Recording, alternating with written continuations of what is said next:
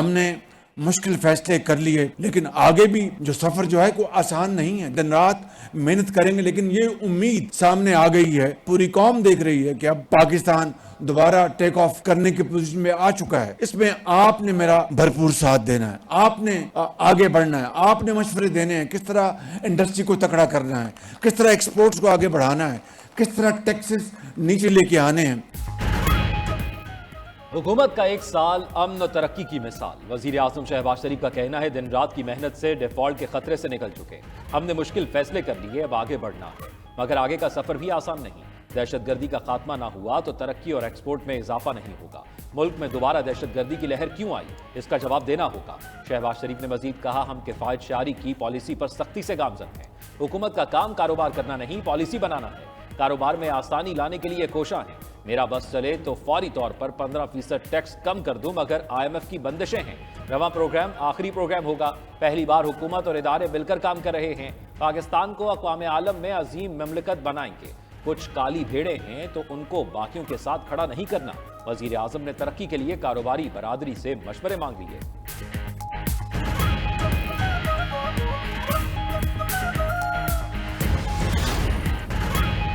وفاقی وزراء نے PTI کو نشانے پر رکھ لیا۔ وزیر دفاع خواجہ آصف نے کہا بہت شور اور ہنگامہ تھا کہ ٹرمپ آئیں گے تو بانی PTI باہر آ جائیں گے۔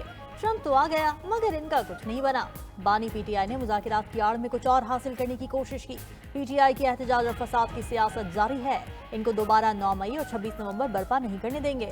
وزیر اطلاعات عطا طارت نے کہا کہ عوام آج یوم تعمیر و ترقی منا رہے ہیں اور ملک ڈیفالٹ ہونے کی دعائیں کرنے والے شرمندہ ہیں۔ وزیر اعظم کی قیادت میں تعمیر و ترقی کا سفر جاری رکھیں گے۔ وفاقی وزیر احسن اقبال بولے عوام پروپیگنڈے پر نہیں کارکردگی پر ووٹ دیتے ہیں۔ PTI والوں کو ملک کی ترقی ہضم نہیں ہو رہی۔ اگلے الیکشن میں PTI کا نام و نشان نظر نہیں آئے گا۔ سینیٹر طلال چودھری کا کہنا تھا کہ ہم آج یوم تعمیر و ترقی اور مخالفین یوم فتنہ و فساد منا رہے ہیں۔ حکومتی اتحادی رہنما علیم خان نے کہا کہ ملک جہاں ایک سال پہلے تھا آج اسے کہیں بہتر اور مضبوط ہے۔ پاکستان کو تخریبی نہیں تعمیری سیاست کی ضرورت ہے۔ ملک کا خیال کریں، ملک ہے تو آپ کی سیاست ہے۔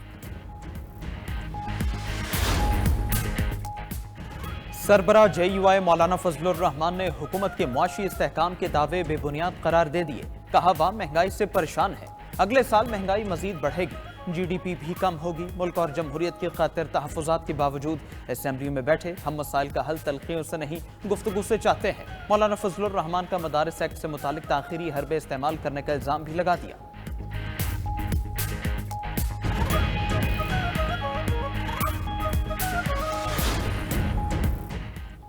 تحریک انصاف نے اسپیکر قومی اسمبلی کی مذاکرات کی دعوت مسترد کر دی۔ اپوزیشن لیڈر عمر ایوب نے اسپیکر کی آفر پر رد عمل دیا۔ مذاکرات کا باب بند ہو چکا ہے۔ سیاسی مذاکرات صرف خواہشات نہیں، مستحکم ارادوں سے ہوتے ہیں۔ حکومت کے ارادے ٹھیک نہیں تھے، نہ ہی نیت ٹھیک تھی، اس لیے تو مذاکرات نہیں چل سکے۔ لیگی سینیٹر عرفان صدیقی کا کہنا ہے PTI یک طرفہ طور پر مذاکراتی عمل سے نکلی۔ یہ اسپیکر قومی اسمبلی سے پہلے وزیر اعظم کی پیشکش بھی ٹھکرا چکے ہیں۔ اب PTI پر پرتشدد احتجاج کی ہوم گراؤنڈ کی طرف جانا چاہتی ہے۔ دوسری جانب ترجمان قومی اسمبلی نے وضاحت کی کہ اسپیکر ایاز صادق نے تحریک انصاف کو مذاکرات کی کوئی دعوت نہیں دی تھی، صرف یہ کہا تھا ان کے دروازے ہر کسی کے لیے کھلے۔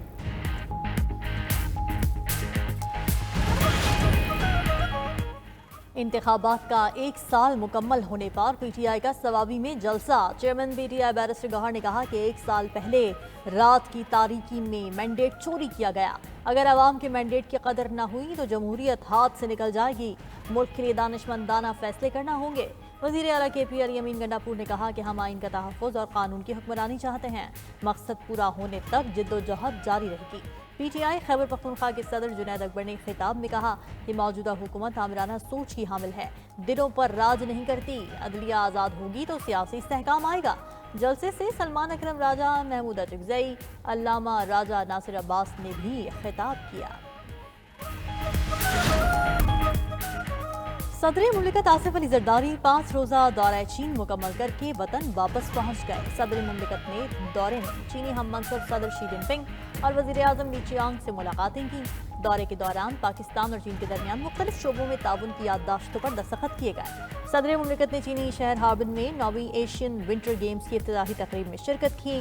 ब्रुनाई दारुस्सलाम के सुल्तान, किर्गिस्तान के सदर, थाईलैंड के वजीर आजम भी तकरीब में शरीक हुए। विंटर गेम्स 14 फरवरी तक हार्बिन में जारी रहेंगे।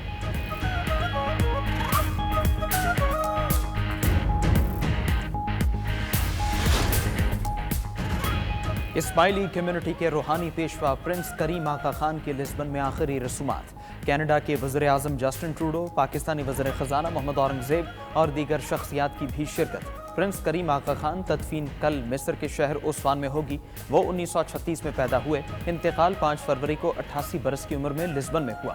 मौलाना शाह करीम उल हुसैनी इस्माइली कम्युनिटी के 49वें इमाम थे। प्रिंस करीम आका खान ने पाकिस्तान की तरक्की के लिए बेमिसाल खिदमात दी। इन खिदमात पर उन्हें निशान पाकिस्तान और निशान इम्तियाज से नवाजा गया था। वसीयत के मुताबिक उनके बेटे प्रिंस रहीम आका खान इस्माइली कम्युनिटी के 50वें इमाम बन चुके। हुकूमत रवा माली साल के पहले 6 माह में IMF की बड़ी शराइत पूरी करने में कामयाब। वजारत खजाना की रिपोर्ट के मुताबिक 2900 अरब हदफ के मुकाबले प्राइमरी सरप्लस 3600 अरब तक पहुंच गया। चारों सूबों ने 750 अरब हदफ के मुकाबले 776 अरब सरप्लस बजट दिया। सूबों ने 376 अरब रेवेन्यू हदफ के मुकाबले 442 अरब टैक्स जमा किया। ज़रूरी आमदन पर टैक्स पर अमल दरामद से रेवेन्यू में मजीद इजाफा मुतवक्के। 6 माह में FBR को टैक्स रेवेन्यू में 384 अरब शॉर्टफॉल का सामना हुआ। 6009 अरब हदफ के मुकाबले 5624 अरब रुपए टैक्स जमा किया गया। वफाकी हुकूमत के अखराजात 8200 अरब रुपए से तजावुज कर गए। उधर हुकूमत का IMF से आइंदा किस्त की वसूली में मुश्किलात का सामना। ज़राए के मुताबिक चीन से 3.4 अरब डॉलर की मुआवनत तलब कर ली गई। पीका एक्ट के खिलाफ लाहौर हाई कोर्ट में दरखास्त दायर। PFUJ के सेक्रेटरी जनरल राना अजीम ने अपील जमा कराई। लाहौर हाई कोर्ट से पीका एक्ट फौरी मुअत्तल करने की इस्तदा। मौक़िफ़ इख्तियार किया कि पीका तरमीमी एक्ट आज़ादी इज़हार राय के खिलाफ है। पीका तरमीमी एक्ट से आज़ादी सहाफ़त मुतासिर हो रही है। पंजाब असम्बली में अपोजिशन लीडर मलिक अहमद खान भच्चर ने भी पीका तरमीमी एक्ट को चैलेंज कर दिया। लाहौर हाई कोर्ट से पीका तरमीमी एक्ट कलअदम करार देने की इस्तदा कर दी।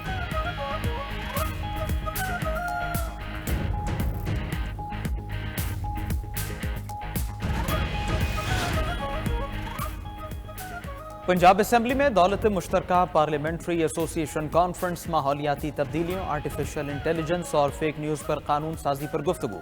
कायम मकाम सदर यूसुफ रजा गिलानी ने कहा, लचक और बराबरी को फ़रोग़ देने वाला तर्ज हुक्मरानी अपनाना होगा। मजबूत जमहूरियत के लिए इख्तियारात को निचली सतह पर मुंतकिल करना होगा। स्पीकर पंजाब असम्बली मलिक अहमद खान बोले, फेक न्यूज़ और नफरत अंगेज़ तकारीर जमहूरी इख्तियार के लिए अच्छी नहीं। सीनियर सूबाई वजीर मरीम औरंगज़ेब ने कहा, कवानीन बनाने के साथ अमल दरामद के लिए कोशिश है। महदूद वसाइल के बावजूद बल्दियाती निज़ाम मजबूत करना होगा।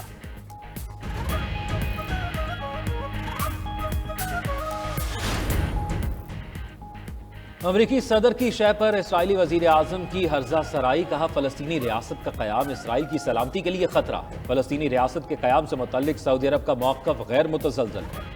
सऊदी अरब को फिक्र है तो अपनी सरजमीन पर फलस्तीनी रियासत बना ले।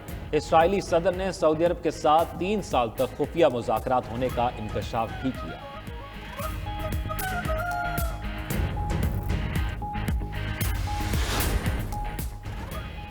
इजराइल ने गाजा में मलबा उठाने के लिए हैवी मशीनरी लाने पर पाबंदी लगा दी। खबर एजेंसी के मुताबिक गाजा में मलबे तले 12,000 फलस्तीनियों की लाशें हो सकती हैं। सहूनी रियासत के हाथों शहीद फलस्तीनियों की तस्दीक शुदा तादाद 48,000 से बढ़ गई। उधर जंगबंदी मुआहदे के तहत गाजा में कैदियों का 5वां तबादला। हमास ने 3 इजरायली अर्गमानी रेड क्रॉस के हवाले कर दिए। बदले में इजराइल ने 183 फलस्तीनी रिहा कर दिए।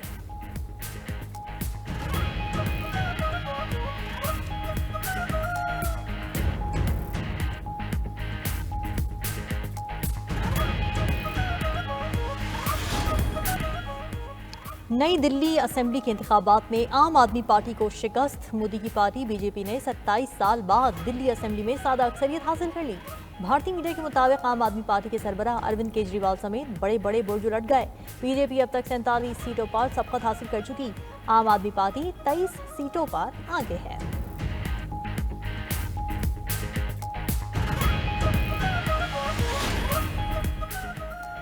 शेख हसीना वाजिद के भारत से तकरीर करने के ऐलान पर बांग्लादेश में फिर से हंगामे फूट पड़े। कई मकामात पर आतिशज़दगी और तोड़फोड़ के वाक़यात रिपोर्ट हुए।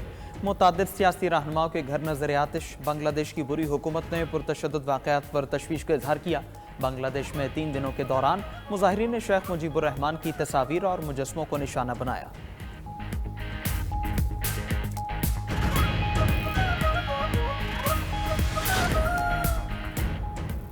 Chairman P C B Mohsin Naqvi کی جانب سے سابق کرکٹرز کے لیے اعزاز، انضمام الحق اور مصباح الحق کو ہال آف فیم کی کیپ پہنائی، پلاک اور سیونیئر بھی پیش کی گئی۔